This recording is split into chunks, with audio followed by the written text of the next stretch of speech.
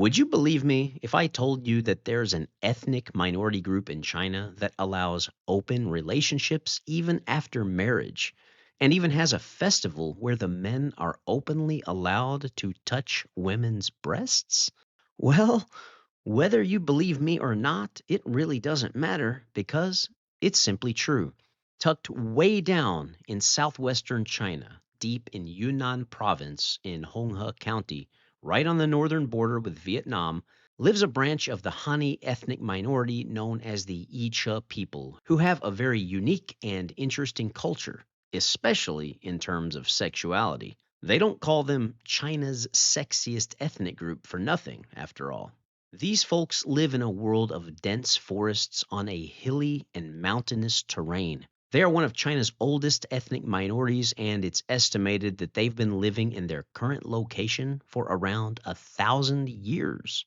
Their existence and lifestyle keeps them close to Mother Earth, and it also keeps them busy and tough. They generally build their homes in the mountains with the forests behind them and their fields in the front, as they believe this is the safest bet as far as protecting them from the floods. They have their own language and dialect, and for the most part, it sounds nothing like the main language of China, which is known as Mandarin or Putonghua. So let's get into the good stuff. The main reason why you all clicked to watch this video in the first place. You want to hear about their sexuality. Okay, let's get into it.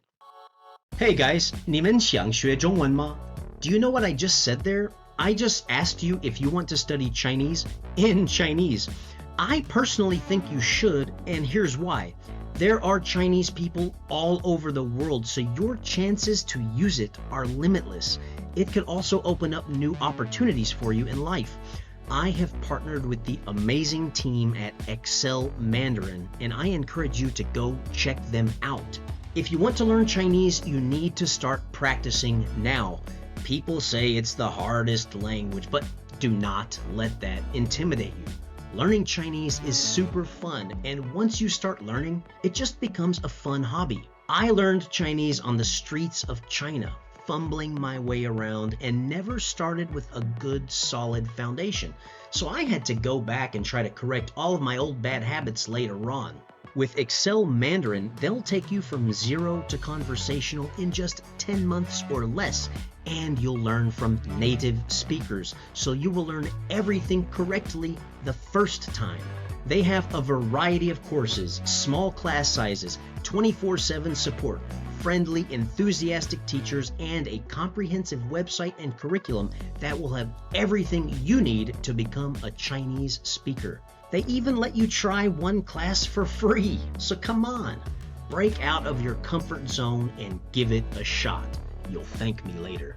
Please go check them out today. You can contact them by phone or email. Links below. And oh yeah, I almost forgot the most important part. Be sure and tell them Mr. Chopsticks sent you.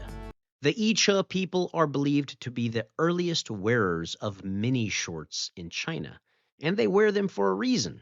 For practical purposes, wearing these shorts make it more convenient for them to move around in the mountains and work in the fields. In terms of aesthetics, they want to show off their legs. These mini shorts are custom made to fit the hips and buttocks of the women just right, really accentuating their figure. For the Icha people, they aren't interested in long, slender legs that go all the way up. They want to show off their strong, muscular, thick legs. And why, you may ask? Strong legs, in their view, show that a woman is healthy and capable of working in the fields. The stronger her legs are, the better worker she'll be, and therefore the better wife she'd be. It is through this that strong, thick legs came to be a sign of a woman's beauty. The Icha people have very unique customs when it comes to relationships and marriage. It is common for babies to be betrothed as early as several weeks after their birth. In other words, their parents choose who they will marry when they come of age. Talk about arranged marriages. Wow, this takes it to the next level. However, there is some wiggle room and room for change if the daughter doesn't like the partner that has been chosen for her. She still has options. Just outside of the homes of the Icha people, in a separate room that they refer to as ear rooms, Girls who are 14 years of age or older can meet their love interests and, let's just say, get a little closer if you're picking up what I'm putting down. If the girl decides that she meets her Mr. Right, she can cancel the original engagement and marry her new lover. Now get ready for something that will really blow your mind.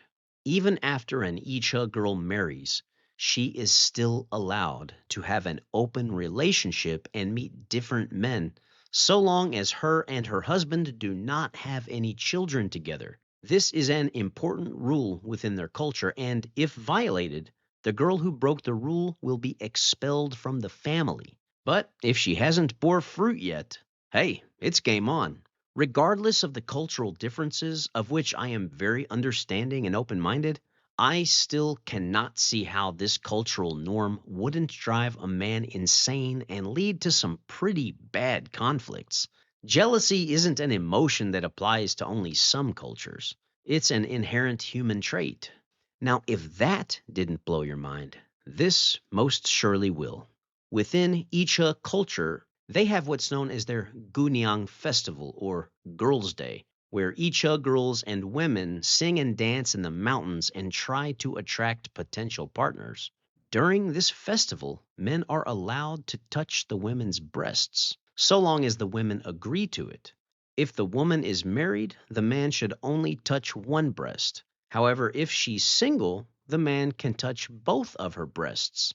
They treat this as something like a greeting, where the men touch the women's breasts as they walk up the mountain together. Now, that is one heck of a greeting, wouldn't you say?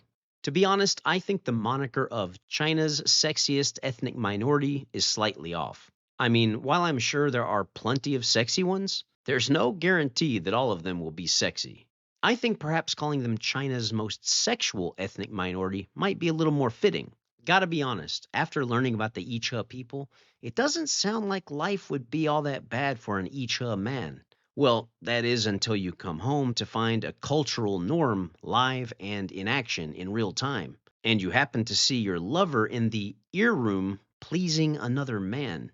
One thing's for sure though, Girls' Day is going to be the best day of the year for Icha men. The night before, they'd be like a kid on Christmas, unable to sleep, thinking endlessly about the surprises that the following day is sure to bring. While I have been to Yunnan Province, I have never been down to that specific area around Honghe County, and I have never personally interacted with the Icha people. But hopefully, one of these days, I'll be able to make it down there because I'm sure it would be a super interesting experience. And trust me, if I do end up making the trip down there, I will be making a video about it to share with all of you guys. Hope you all enjoyed the video. If you'd like to see more China and Asia related content, please make sure to sub to the channel. Also, if you wouldn't mind, please give it a thumbs up before you go as well. That helps a lot.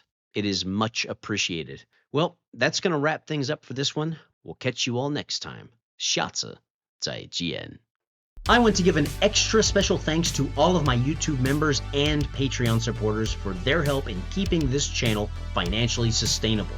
Thanks to all of my grasshoppers and tigers, and an extra special thanks to my Pichio gang. And lastly, a huge shout out to my top tier supporters, Lee, Martin S., and David is Dawei.